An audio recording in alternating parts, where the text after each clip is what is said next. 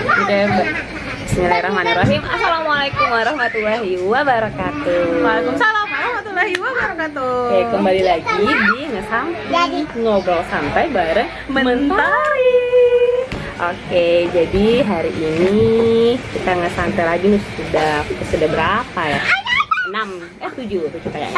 Nah, hari ini kita mau bahas tentang kegiatan yang kemarin dilakukan oleh Rani ya. Dan disponsori oleh Kementan. Oke, enggak ya. Kegiatannya apa sih namanya? Teachers Day Camp. Oke, kita mau cerita-cerita nih pengalaman Rani waktu kegiatan Teachers Day Camp itu. Oke, kita mulai dari apanya dulu ya? Perjalanannya dulu mungkin. Ya, jadi Teachers Day Camp itu adalah camp untuk para guru-guru mau umum ya, pokoknya yang pokoknya guru lah, guru kursus informal maupun formal ya. Jadi diadakan oleh SGI, Sekolah Guru Indonesia, yang di bawah naungan Dompet Duafa. Masalah itu ya.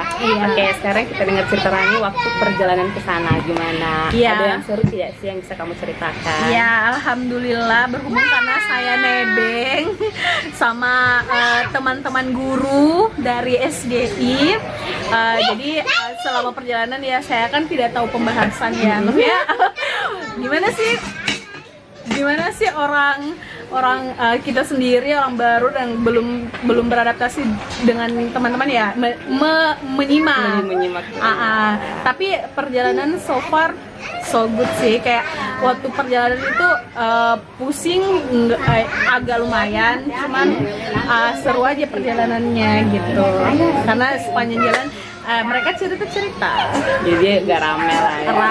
Jadi seru gitu. Meskipun kamu pasti tidak terlalu bisa nyambung dengan cerita mereka, tapi asik lah. Asik.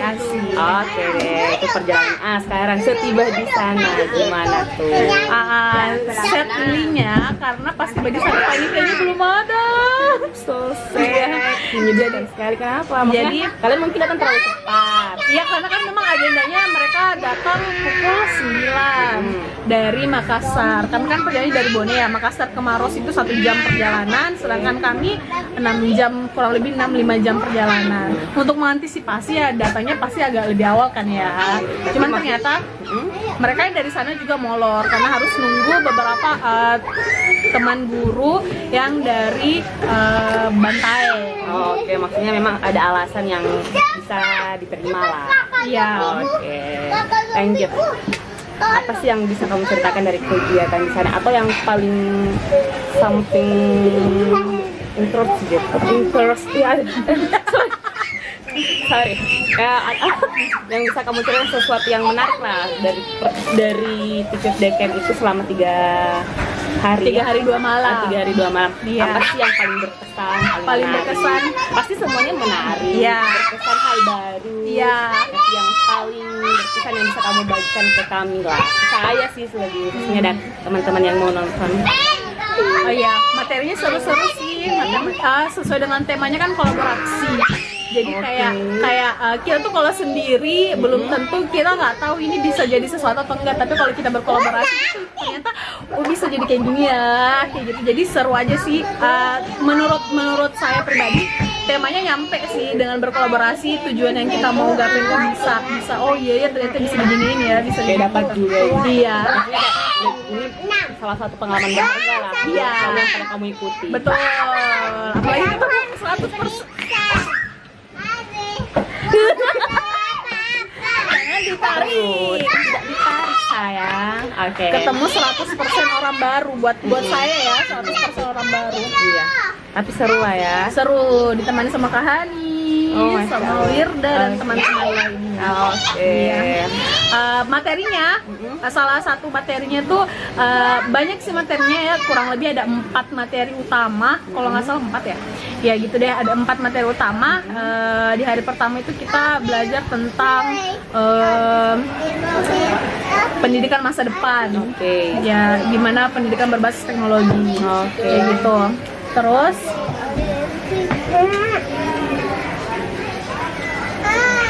Oke, next.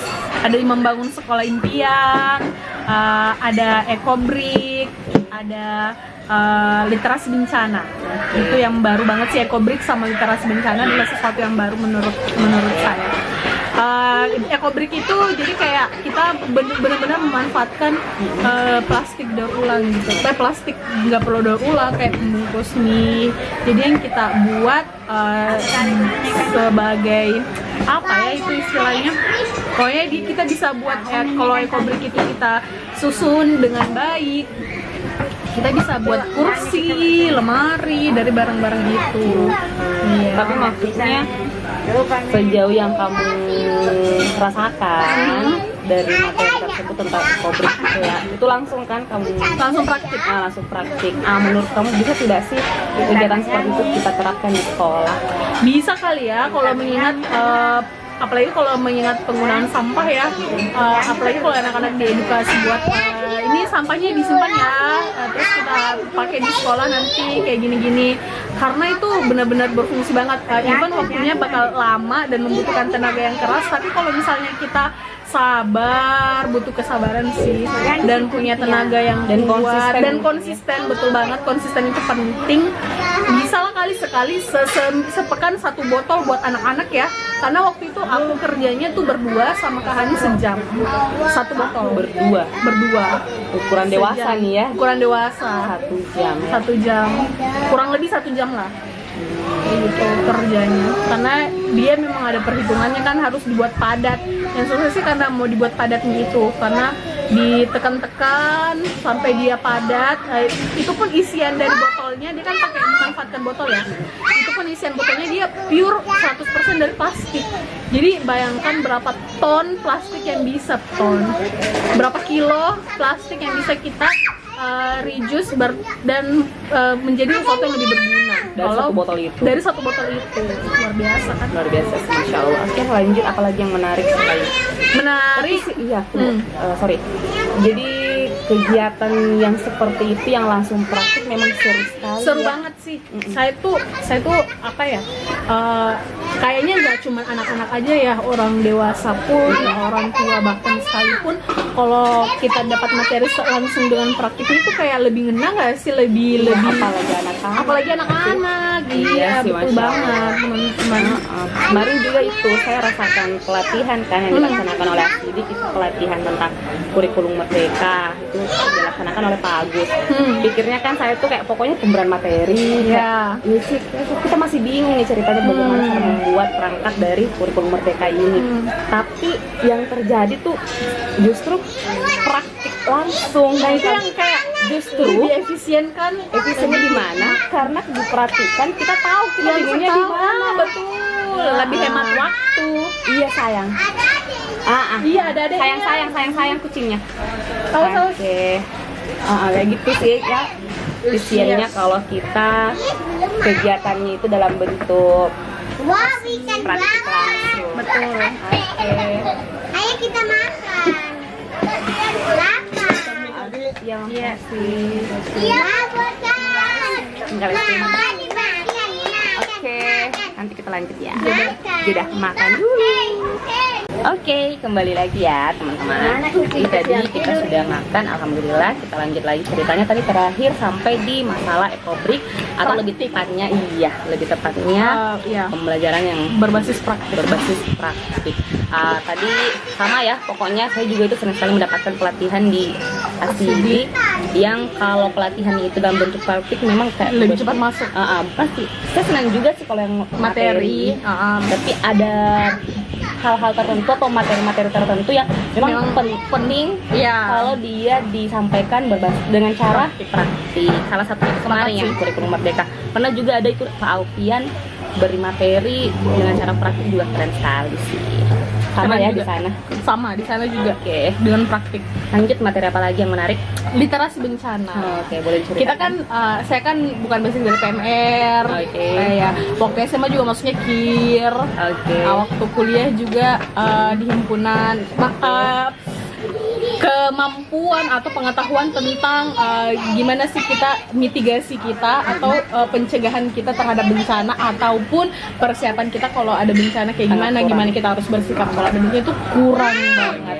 Dan itu kita praktik dan praktiknya dibagi dua, ada yang water rescue, jadi penyelamatan di dalam air. Jadi kalau misalnya ada kita ini sih yang sebenarnya umum ya, water rescue itu karena kan kita sering ke tempat liburan, ada kolam renangnya, kita biasa antipati dengan lingkungan sekitar, ya udah kita enjoy saja dengan keluarga kita. Padahal apalagi yang bawa materi itu kan relawan, mereka tuh kayak di mana-mana mereka berada tuh sikap siaganya tuh selalu ada. Dan itu tuh kayak pas praktik itu, oh iya ya, orang yang kalau mau jadi penyelamat penolong itu tuh nggak serta-merta kayak mau menolong aja, nggak, harus butuh pengetahuan. Dan yang paling penting harus diselamatkan terlebih dahulu itu adalah diri kita. Jadi kalau kita nggak punya pengetahuan untuk menyelamatkan orang, mending nggak deh, jangan selamatin deh, jangan mau sok buat menyelamatin kalau kita nggak punya pengetahuan itu. Karena yang paling dalam proses penyelamatan itu yang paling penting selamatkan diri dulu. Kalau kita sudah punya ilmunya, kita sudah punya pengetahuannya, boleh deh selamatin orang. Dan kami di sana, berada di sana kemarin itu adalah orang-orang awam yang sudah diberi ilmu pengetahuan. Jadi paling tidak kita sudah tahu nih basic-basic, dasar-dasar apa yang harus kita lakukan kalau misalnya dapat orang-orang yang tiba-tiba tenggelam kayak gitu. Terus ada simulasi bencana juga, kita jadi tim evakuasi, tim posko dan sebagainya deh, tahapan-tahapan dalam mengevakuasi. Bahkan nih katanya kalau ada bencana, terus kita kayak sifatkan Indonesia adalah bukan salah satu si negara yang paling dermawan di dunia ya, paling dermawan banget. Makanya tadi saya kaget ada kalimat yang mengatakan jangan menolong. Iya, tapi itu penting loh, sebenarnya penting banget karena jangan sampai bukan menyelamatkan korban tapi justru nambah korban. Karena banyak banget kejadian kayak gitu. Banyak banget kejadian kayak gitu, kita mau menyelamatkan orang tapi justru kita yang jadi korban juga. Jadinya kan tambah banyak yang harus dievakuasi, yang harusnya cuma satu orang jadinya kan banyak. Itu kan itu pengetahuan dasar yang perlu kita. Jadi yang penting sebenarnya yang poin pentingnya itu belajarnya, bukan jangan menolongnya. Bukan jangan menolongnya, pengetahuan akan penyelamatan itu yang penting. Terus kayak itu tadi Indonesia kan adalah negara yang paling dermawan. Nah, bahkan di bencana alam aja tuh kalau kita mau jadi dermawan tuh perlu ada analisis. Kayak di tempat bencana ini yang mereka butuhkan itu apa sih?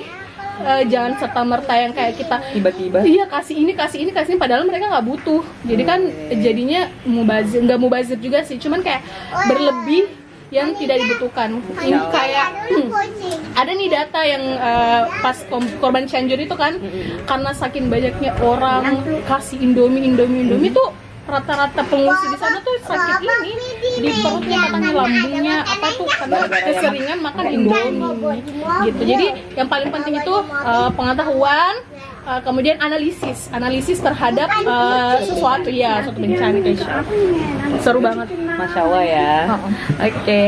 Dan masih ada yang menarik? Yang menarik banget sih yang kayak sebenarnya menurut aku tuh yang kayak aku tuh pulang dari sana ada rasa penyesalan banget. Kenapa ya nggak tanya itu tuh yang selalu mengganjal di kepala. Karena materinya itu kan yang materi pertama di hari pertama banget tentang pembelajaran masa depan yang berbasis teknologi. Nah di situ tuh ada kan teknologi gimana ya, kayak ya kita mau belajar juga pasti dekat dengan teknologi kan zaman sekarang, apalagi kita yang dulu nggak tahu dengan Zoom tiba-tiba tahu lah belajar secara daring. Tapi ada satu statement yang dari pemateri itu yang kayak mengganjal banget di pikiran,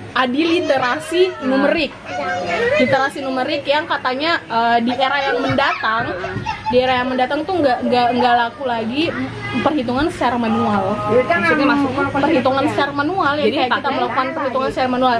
Nggak tahu sih maksud kalimat tulisannya seperti apa. Intinya menulis yang manual itu tidak laku, cuman yang dipertegas oleh pematerinya bilang jadi nggak ada lagi tuh nanti kita jumlah bersusun, bagi bersusun, kali bersusun, pakai kalkulator aja. Nah itu tuh kayak saya kan sebagai guru math mulai dari kelas kecil sampai kelas besar, sampai kelas 9, pernah berpengalaman dengan kelas 9 yang kayak berpikir tuh enggak. Maksudnya kenapa kamu nggak tanya maksudku? Iya, karena nggak ada kesempatan, nggak ada kesempatan. Oh, mau Ji, cuman kayak mengganjal aja gitu kan, karena nggak ada waktu yang membatasi. Cukup 2 penanya itu nggak sempat. Oh, gitu. Nah, menurut Kamentari nggak setuju sih. iya kan, bukan nggak setuju gimana sih? Maksudnya Cuman kayak bukan tidak setuju nanti matematika itu dekat dengan teknologi. Dekat dengan teknologi bukan Nggak, ya. pasti. Yang saya tidak setuju itu dari kalimat Statementnya. statementnya pemateri yang kamu sampaikan tadi itu persoalan ini bahwa kita tidak usah cerita tahu lagi prosesnya. Iya, karena sudah ada teknologi. Karena ada teknologi. Apalagi dengan kalimat kalkulator itu tuh kayak padahal kita banyak sekali pelajaran yang bisa kita dapatkan dari proses menghitung awal manual itu. itu. Iya, Manual sepakat itu. banget karena kan matematika itu kan abstrak ya. Iya, Abstrak banget, dan di dalam nilai-nilai matematikanya itu kan ada nilai-nilai tersirat yang sebenarnya tidak bisa dijelaskan dengan berharap selesai dengan Hanya menggunakan dengan teknologi. Betul, Enggak. betul. Ya kan, bagaimana menyelesaikan soal secara sistematis. Itu kan mengajarkan kita kayak kalau mau nyelesain masalah, pikir dulu deh secara runut apa yang betul. harus diselesaikan kayak Iya, gitu. Itu kan sebenarnya nilai-nilai yang ada dalam problem matematika, solving-nya. problem solvingnya. Itu kan sebenarnya yang kita secara tidak sadar terapkan kepada anak-anak. Anak-anak itu kalau nggak sadar nggak sadar, mereka kalau belajar matematika tuh nyelesain masalah itu kan ngajar mereka menyelesaikan masalah di kehidupan nyata juga kan. Iya, betul. Iya, itu Orang sih. tuh nggak serta-merta bisa algoritma dari sesuatu kalau dia nggak tahu dasarnya. Betul. Kalau anak-anak diajarkan hanya dengan langsung menggunakan teknologi, Iya. maka anak-anak itu kemungkinan besar tidak akan menciptakan sesuatu. Sesuatu betul. Dia hanya Karena menjadi pengguna. Betul. Padahal gitu kan bukan itu kan yang kita mau di Ya. era yang mendatang. Tapi kita nggak tahu juga. Iya, kita juga Nggak tahu juga. kita ya sih. pendapat pribadi. Nah, Kami juga belum pernah meneliti lebih lanjut tentang matematika teknologi. Cuman ini hanya pendapat pribadi yang secara berapa kurun waktu yang sudah kita pelajari, sudah kita baca-baca yang kayak ya matematika tuh nggak sesimpel itu loh, cuman menyelesaikan masalah. Cuman nggak tahu juga hitung-hitung sih kalau doang. kamu waktu itu punya kesempatan bertanya, kita nggak pernah Kita tahu juga jawaban jawabannya apa yang seperti akan apa, diberikan, makanya siapa itu tahu. juga yang Itu hanya statement awal yang kemudian sebenarnya ada maksud dari kalimat itu. kalimat Cuma itu, betul. kalimat yang kamu tangkap itu hanya sampai di situ dan Iya. kita kurang sepakat lah kalau Kurang hanya kalimat sepakat. itu. Kalau hanya sampai kalimat itu, padahal Kalau mungkin kalau dijelaskan, diperjelaskan, mungkin punya ketemu kesempatan. insight ya, Iya. ketemu insight yang baru kan. Iya, bisa betul. jadi. Oke, bisa dah. Itu aja sih sejauh ini. Kalau perjalanan pulangnya gimana? Asli kalau pulang kan 3 hari 2 malam di Maros itu cuman dapat matahari di hari ketiga. Itu pure matahari terang, kita dapat materi outdoor, jadi panas-panasan, tiba-tiba Sabar sayang. Mana dia belum datang? tiba-tiba berendam di kolam, itu dingin banget, jadi capek, suhu tubuh kan nggak beraturan, pulang-pulang capek deh, tepar dan mual. Aku sih kayak makasih banget ya sama teman-teman guru yang mereka disebut teman guru sabar. yang kayak mereka tuh apa ya, sabar, mengayomi dan menunggu. Masya Allah, luar biasa ya solidaritas. Keren Yang banget. paling keren dari perjalanan seperti itu sebenarnya Solidaritasnya, kali ya. iya, kayak kita menemukan teman-teman baru yang solid, semangat Masya solid Allah. banget. Oke deh. Iya. Oke, Itu aja sih. sayang nanti saya panggil masnya. Ya mau mikir. Tunggu. Oke, kita posting dulu. Udah ada nikah? Iya. Sudah. Iya. Oke Semoga deh. masih dipertemukan dengan kegiatan-kegiatan kayak gitu. Iya, masih minat? Kalau ada Masih, kegiatan masih, khusus masih. lagi? Masih ya? Masih. Oh, oke, Masya Allah. Semoga dimudahkan deh ya langkah-langkah kita mengikuti kegiatan apapun itu. Insya Allah semoga senantiasa bermanfaat dan bisa diterapkan juga ke orang lain. Betul. Bisa dimanfaatkan. Dan video ini semoga bermanfaat tentunya untuk teman-teman. Oke, kita tutup dengan ucapan Assalamualaikum warahmatullahi wabarakatuh. Dadah dulu, dadah. Dadah, Hadijah. Dadah. Sini Dadah, Hadijah. sini. Dadah.